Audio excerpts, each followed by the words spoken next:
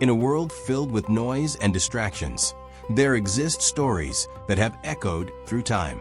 Stories of gods and warriors, of dharma and destiny, of courage, sacrifice, and truth. Welcome to a journey into the heart of Sanatan Dharma, where every tale holds a lesson, and every legend carries a deeper meaning. From the mighty deeds of Mahadev to the wisdom of Lord Krishna, from ancient epics to forgotten legends, these are not just stories, they are timeless guides for life. This is your gateway to the divine. Desi Myth Tales, where not only stories, history comes alive.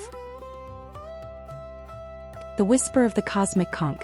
In a time before time was counted, when the universe breathed in slow, endless rhythms, there existed a small, forgotten village nestled between the forests of Naimisha and the banks of a silver river called Vaithravathi. The villagers lived simple lives, unaware that their land rested upon a secret older than the stars. Among them was a boy named Arav, curious, restless, and often lost in questions no one could answer. "Why do the stars flicker?" he once asked the village priest. "They are lamps lit by the gods," the priest replied gently. "But who lights the gods' lamps?" Arav insisted. The priest had no answer. One evening, as the sun melted into gold and crimson, Arav wandered farther than usual, into a dense grove said to be sacred to Lord Vishnu. At its heart stood an ancient banyan tree whose roots twisted like serpents gripping the earth. There, beneath the tree, lay a conch. It shimmered faintly, not like gold, but like something alive. Arav hesitated. The elders had warned, "Do not disturb what belongs to the gods." But curiosity outweighed caution. He picked it up. The moment his fingers touched its surface, the world fell silent. No wind, no birds, no breath. Then a whisper. "You hear me?" Arav dropped the conch, stumbling back. Who said that?" "I have waited." The voice echoed, not in the air, but inside him. Many have passed. None listened. The conch rose gently into the air, glowing brighter. "I am Panchajanya, the conch of Vishnu. Once I called armies, stirred oceans, and marked the rhythm of Dharma itself. But now, I am forgotten." Arav stared, trembling. Why are you here?" "Because balance is breaking." That night the sky changed. Stars flickered erratically. The moon dimmed. The river slowed as if reluctant to flow. In the heavens a disturbance had begun.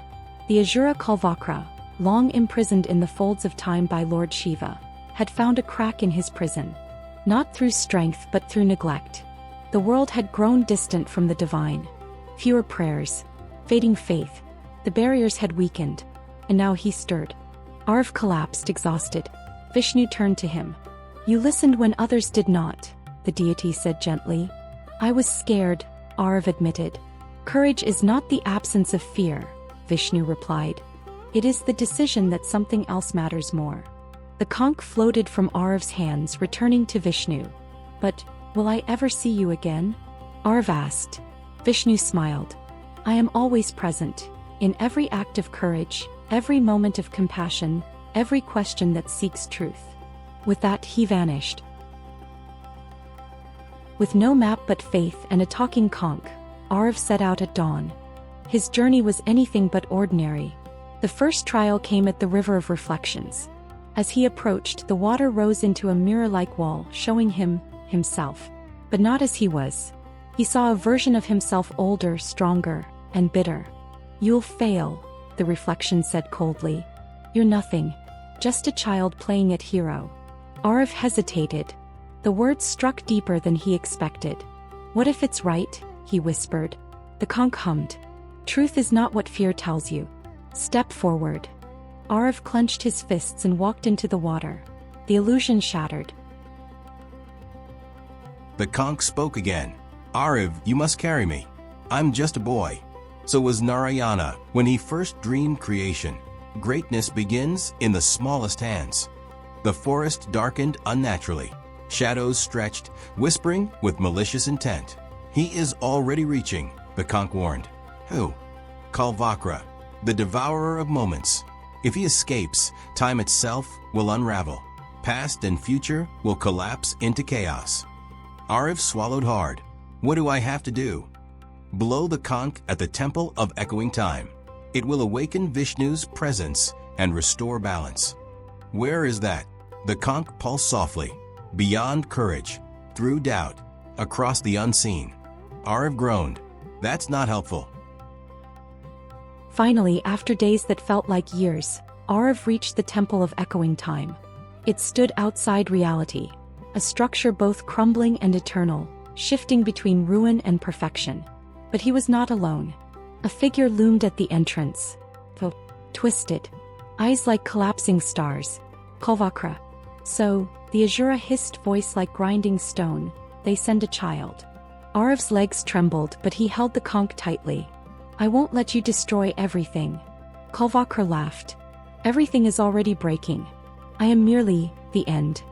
Darkness coiled around him, distorting the air. Blow the conch, the voice inside Arav urged. He raised it to his lips. But fear stopped him. What if it didn't work? What if he wasn't enough? Kalvakra advanced. You hesitate. Good. Doubt is the first step toward surrender. Arav closed his eyes.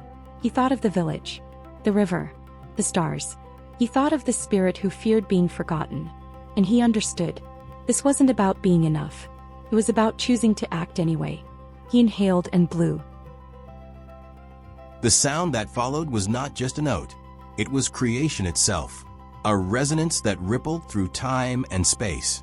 The sky split open. From the cosmic ocean emerged Vishnu, calm, radiant, infinite. His presence stilled the chaos. Kalvakra recoiled. No, this is impossible. You were never meant to be free, Vishnu said, his voice like 1,000 harmonies. Time is not yours to devour. With a gesture, he restored the broken threads of reality. Light engulfed Kalvakra, sealing him once more beyond existence. Silence followed, then balance. Arav returned to his village. To them, only a single night had passed. But Arav was no longer just a curious boy. He had seen the threads that bind existence. And though he told no one of his journey, sometimes on quiet nights, the wind carried a faint, familiar sound. A conch, calling, reminding that even the smallest voice can echo across eternity.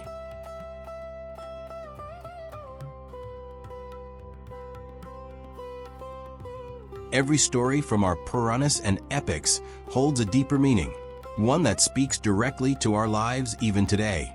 Reflect on this story, share it with someone who needs to hear it. And if you haven't already, please like this video and subscribe to the channel. Together, let's keep our culture and stories alive for generations to come.